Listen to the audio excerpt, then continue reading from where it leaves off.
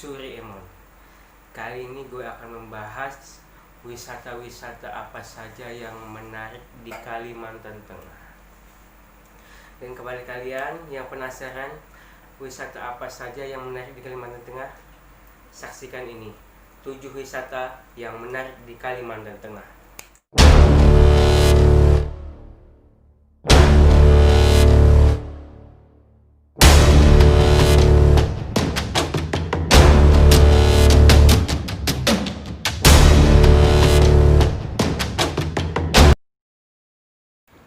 Tugu Soekarno.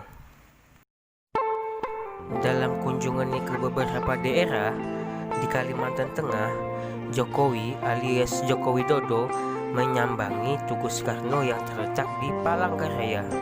Inilah tiang batu pertama yang menjadi penanda dibangunnya kota Palangkaraya. Dipancang oleh Presiden Soekarno pada tahun kurang lebih 63 tahun yang lalu, tak jauh dari pinggir sungai Kahayan. Tugu ini menjadi pengingat dibangunnya sebuah kota di Kalimantan Tengah yang dulunya masih hutan belantara. Tugu ini didesain di pertengahan kota dan menjadi salah satu spot terbaik. Wisatawan bisa menyaksikan matahari terbenam atau sunset dari belakang jembatan Kahayan.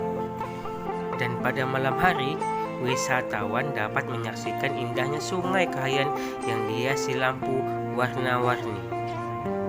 Itu saja tentang Tugu Soekarno. Taman Nasional Tanjung Puting. Taman Nasional Tanjung Puting adalah sebuah taman nasional yang terletak di Semenanjung Barat Daya, Provinsi Kalimantan Tengah. Pada awalnya, Taman Tanjung Puting merupakan cagar alam dan suaka marga satwa yang ditetapkan oleh pemerintah Hindia Belanda pada tahun 1937. Di antaranya adalah hutan tropika, dataran rendah seperti air rawa, air tawar, hutan rawa gambut. Daya tarik Taman Nasional Tanjung Puting adalah di Taman Nasional Tanjung Puting, pengunjung dapat menyaksikan langsung kembang biak orangutan, dan pengunjung dapat memberikan langsung suplemen tambahan untuk orangutan seperti pisang, ubi, dan susu. Nangka juga bisa tuh. Itu pengunjung dapat menyusuri Sungai Sekonyer, dan sepanjang Sungai Sekonyer kita dapat melihat monyet bergelantungan dari satu pohon ke pohon lainnya. Nah, indah sekali kan Taman Nasional Tanjung Puting? Yuk bermain ke Taman Tanjung Puting.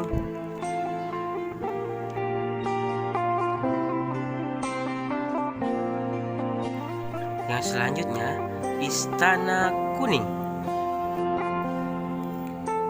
Istana Kuning merupakan istana kerajaan pada masa Kesultanan Kutawaringin.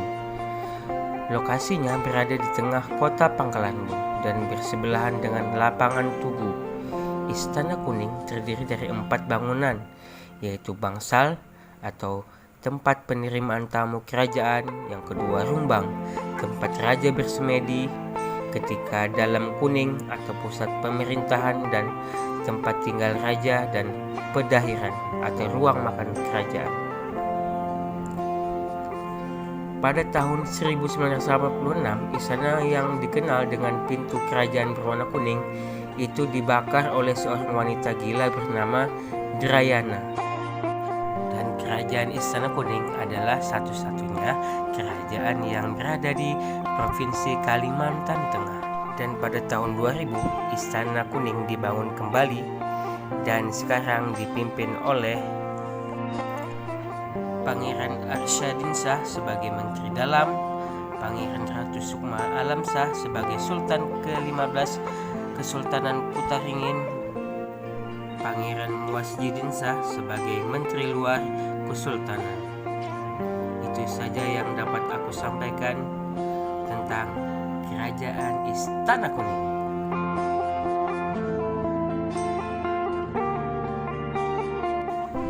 Riam Tinggi Lamandau.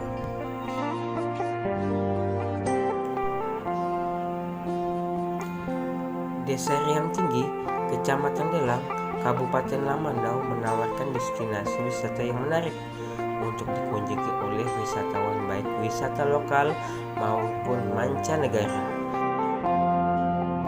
Keunikan budaya, keindahan alam seperti perbukitan yang alami, serta sungai yang bersih dan natural adalah ciri khas Desa Riam Tinggi yang menjadi daya tarik bagi wisatawan.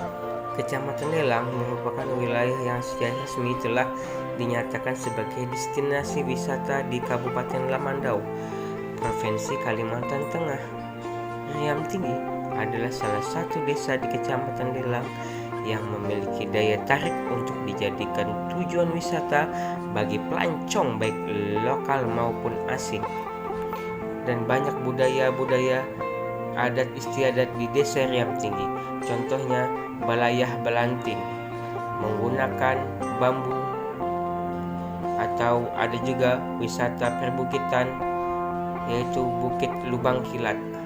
Dari Bukit Lubang Kilat kita dapat melihat matahari terbit dan matahari terbenam. Dan apabila di pagi hari awan-awan masih banyak dan sehingga terlihat indah.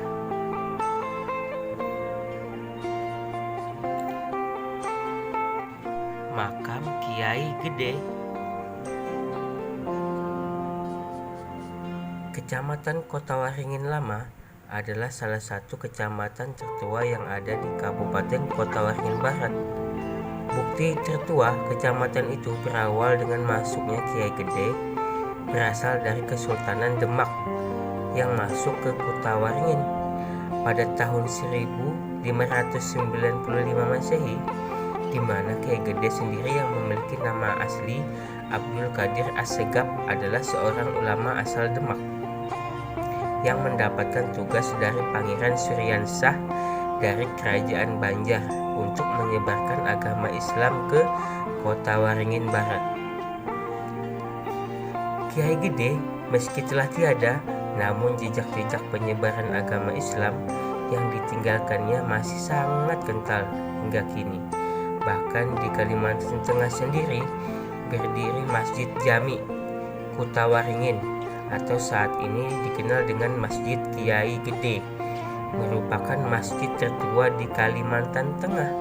Ini sebagai bukti adanya penyebaran agama Islam yang dilakukan oleh Kiai Gede. Dan ketika pelaksanaan Haul Kiai Gede, ribuan masyarakat datang ke sana untuk berziarah ke makam beliau.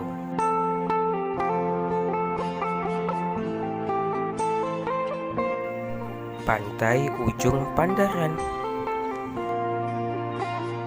Pantai Ujung Pandaran terletak di Desa Ujung Pandaran, Kecamatan Teluk Sampit, Kabupaten Kota Waringin Timur, Provinsi Kalimantan Tengah khususnya. Letaknya berada di 80 km selatan dari pusat kota Sampit. Pantai yang terkenal dengan hamparan pasir putih dengan kekayaan biota laut ini membentang puluhan kilometer dari Kabupaten Kota Waringin Timur hingga perbatasan Kabupaten Seruyan. Pantai Ujung Pandaran termasuk jenis pantai yang landai dan berbatasan langsung dengan Laut Jawa.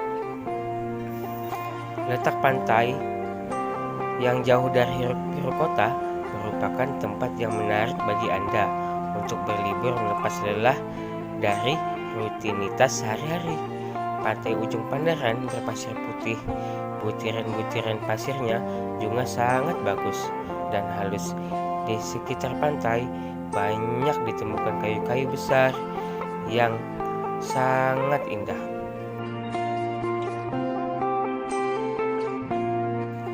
Taman Nasional Tanjung Kluang. Jika kita ke Pantai Kubu, Kecamatan Kumai, Kabupaten Kota Waringin Barat, Provinsi Kalimantan Tengah, dan memandang ke arah laut, akan terlihat semenanjung yang menjorok ke arah laut. Itulah Taman Wisata Alam Tanjung Kluang. Tanjung Kluang ini mulai terbuka untuk umum sejak tahun 2000. Saat itu dikelola oleh Dinas Pariwisata Kota Waringin Barat.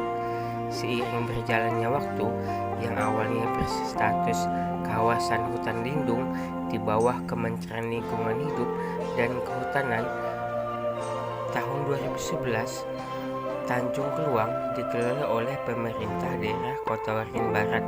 Mulailah direkrut petugas penyuluh dan lapangan. Setelah itu barulah berbenah. Menyeberang dari Pantai Kubu sekitar 30 menit menggunakan kelotok atau perahu. Ini kita akan disuguhi pemandangan Laut Jawa nan luas. Sampai di lokasi banyak spot-spot bagus untuk berfoto, spot mancing dan juga spot edukasi penyu. Dengan luas 2000 hektar, Tanjung Keluang terbagi dari zona inti, dari zona pemanfaatan. Nah, yang saat ini boleh kita kunjungi adalah zona pemanfaatan atau bahasa kerennya zona konservasi dan edukasi. Zona inti sebenarnya zona yang tidak terbuka untuk umum kecuali untuk keperluan riset. Kenapa tidak terbuka untuk umum? Karena ada beberapa hewan di zona ini seperti beruang madu, orang hutan, rangkong, rusa, biawak yang dibiarkan hidup bebas di sana. Khawatirnya kalau masuk zona inti tidak bisa keluar dari santapan beruang madu. Keistimewaan dari Taman Wisata Alam Tanjung Keluang terdapat konservasi penyu sisik.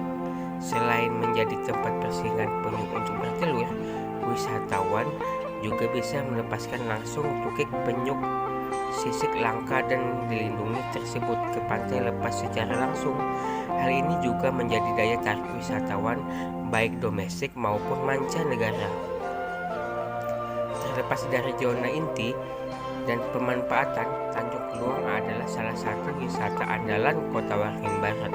Kalau saya menyebutnya sih wisata konservasi. Kalau ke Pangkalan Bun jangan lupa mampir ya. Nah, mungkin di video kali ini saja yang mungkin dapat aku sampaikan. Semoga kalian nanti dapat berkunjung ke salah satu wisata-wisata yang ada di video ini. Terima kasih sudah menonton. Tungguin video-video menarik di channel aku ya. Terima kasih.